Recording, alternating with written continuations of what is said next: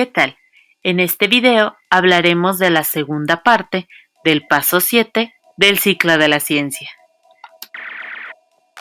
Aquí hablaremos de las fuentes de invalidación interna y externa de tu proyecto de investigación. De las fuentes de invalidación interna, primero, historia. Son acontecimientos que ocurren durante el desarrollo del experimento, afectan a la variable dependiente y pueden confundir los resultados experimentales.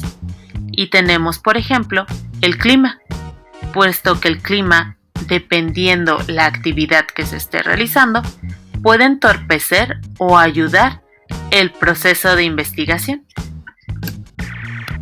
Maduración.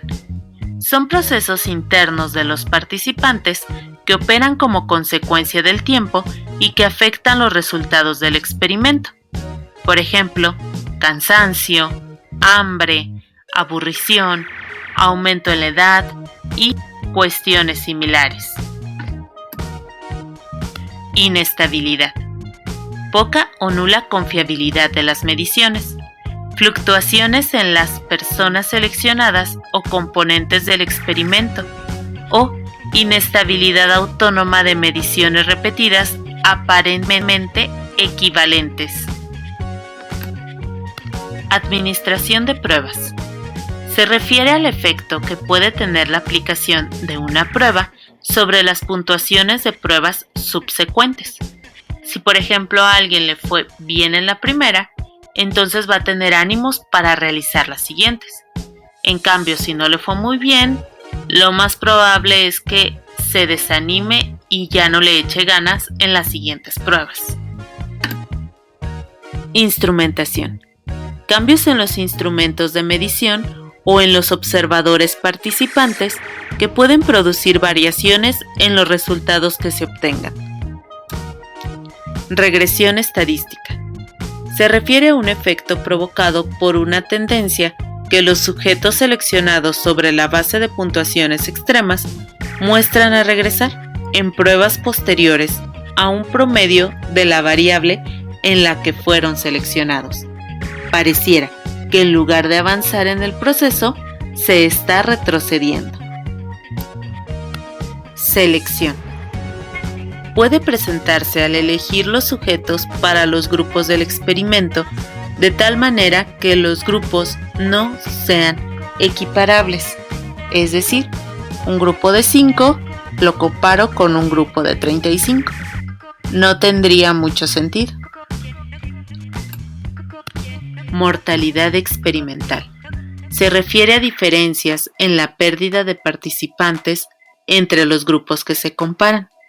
En ocasiones, por ciertas circunstancias, los sujetos con los cuales se experimenta, por así decirlo, tienden a retirarse del proyecto.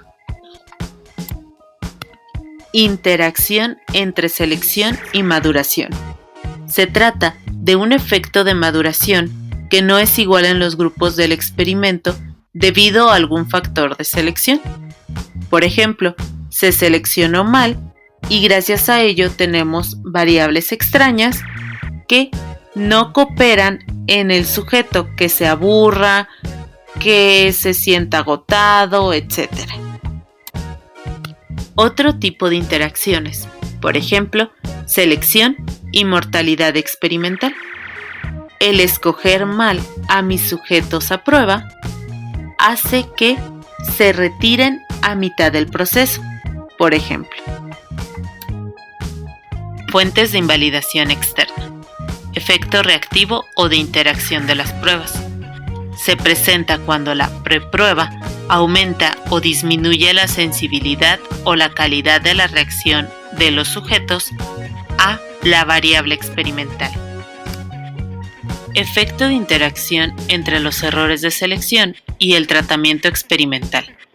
Se refiere a que se elijan personas con una o varias características que hagan que el tratamiento experimental produzca un efecto que no se daría si las personas no tuvieran esas características. Efectos reactivos de los tratamientos experimentales. La artificialidad de las condiciones puede hacer que el contexto experimental resulte atípico respecto a la manera en que se aplica regularmente el tratamiento. No deben saberse observados. Interferencia de tratamientos múltiples.